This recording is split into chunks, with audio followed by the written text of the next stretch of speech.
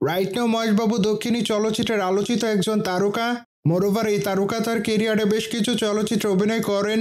ঠিক এই জন্য অবশ্য অল্প সময় দর্শকদের মাঝে আলোচনায় থাকেন এই তারকা। বাই মহেশবাবুকে আগামীতে অভিনয় করতে দেখা যাবে গুন্টু করম চলচ্চিত্রে। সেখানে অবশ্য তার বিপরীতে প্রথমবারের মতো শ্রীলীলা অভিনয় করেছেন। সুতরাং তাদের আপকামিং এই চলচ্চিত্রটি দেখার জন্য তাদের অনুরাগীরা দীর্ঘদিন ধরে অপেক্ষায় রয়েছে।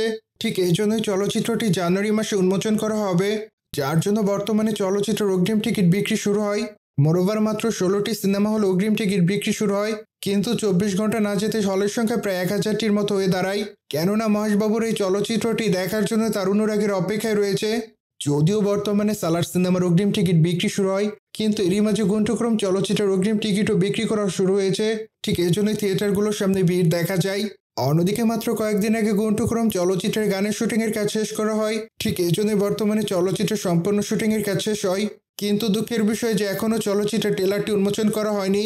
মোরওভার এক ঘনিষ্ঠ সূত্রের মাধ্যমে জানা যায় জানুয়ারি মাসের 1 তারিখে চলচ্চিত্রের ট্রেলারটি উন্মোচন করা হবে, কিন্তু চলচ্চিত্র নির্মাতারা এখন এই বিষয়টি স্পষ্ট করে বলেনি।